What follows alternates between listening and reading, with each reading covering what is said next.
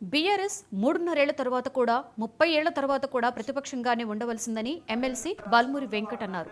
మీరు చేసిన విధ్వంసానికి మళ్లీ ప్రజలు మిమ్మల్ని క్షమించే పరిస్థితి లేదని, కేటీఆర్ ఇంకా అధికారంలో ఉన్నామనేటువంటి భ్రమలోనే ఉన్నారని, 3.5 ఏళ్ల తర్వాత కూడా భూములను గుంజుకుంటున్నారు అంటున్నాడు. 15 నెలల క్రిందటే ప్రజలు నీ అధికారం గుంజుకున్నారని మర్చిపోయినావా అంటూ బల్మూరి ఎద్దేవా చేశారు.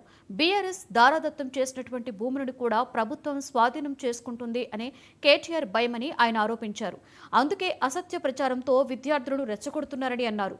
ప్రైవేటు వ్యక్తులకు వెళ్లకుండా 400 ఎకరాల భూమిని న్యాయస్థానంలో కొట్లాడి ప్రభుత్వానికి దక్కేలా చేసిన ఘనత ముఖ్యమంత్రి రేవంత్ రెడ్డిది అని, బీఆర్ఎస్ బీజేపీ నేతలు చేస్తున్న అసత్య ప్రచారంపై యువకులు, నిరుద్యోగులే వారికి సమాధానం చెప్తారని వెంకట్ అన్నారు. రామారావు పిచ్చి ముదిరి ఇంకా తెలంగాణ రాష్ట్రంలో వాళ్ళ నాయననే ముఖ్యమంత్రి, వాళ్ళే అధికారంలో ఉన్నారని ఒక భ్రమలో మాట్లాడుతుండు.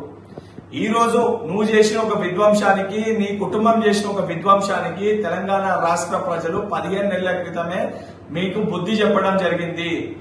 3 ఏళ్లలో అధికారంలోకి వస్తామంటారు. 3 ఏళ్లు కాదనైనా 30 ఏళ్లైనా తెలంగాణ రాష్ట్రానికి మీరు చేసిన ఒక విధ్వంసానికి ప్రజలు మిమ్మల్ని క్షమించే పరిస్థితే లేదు. నీకు కవితకి, హరీష్ రావుకి మధ్యలో ఒక అంతర్గత పోరుకి అసత్య ప్రచారాలు హైదరాబాద్ సెంట్రల్ యూనివర్సిటీ గురించి చేసి రాజకీయ లబ్ధి పొందే ప్రయత్నం నువ్వు చేస్తున్నావు. ప్రభుత్వ భూముల్ని ప్రైవేటు వ్యక్తులకి కట్టబెట్టిన చరిత్ర నీది, నీ కుటుంబానిది, నీ ప్రభుత్వానిది. ప్రభుత్వ భూముల్ని ప్రైవేటు వ్యక్తుల దగ్గరికి వెళ్లి తీసుకొచ్చిన చరిత్ర మా గౌరవ ముఖ్యమంత్రి రేవంత్ రెడ్డి గారిది, కాంగ్రెస్ ప్రభుత్వానికి. గతంలో ఎంతో మంది ముఖ్యమంత్రులు చేయలేంది ఆ 400 ఎకరాల ప్రభుత్వ భూమిని ప్రైవేటు వ్యక్తుల దగ్గరికి వెళ్లి న్యాయపరంగా కొట్లాడి తీసుకొచ్చింది గౌరవ ముఖ్యమంత్రి రేవంత్ రెడ్డి గారు.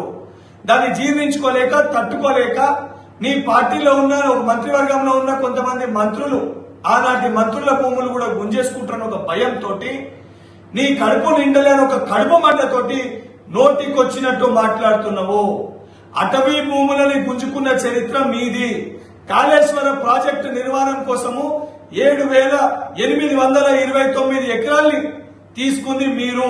ఇవన్నీ మర్చిపోయి నోటికొచ్చినట్టు మాట్లాడితే తెలంగాణ ప్రజలు, దాని వలన రేపు పొద్దున ఉద్యోగ అవకాశాలు రాబోయే యువకులు తెలంగాణ రాష్ట్రంకి వెళ్లి నిన్ను, నీ కుటుంబాన్ని రాళ్లతోటి తరిమికొట్టే పరిస్థితి వస్తుంది. కేటీఆర్ ఖబర్దార్. కల్వకుంట్ల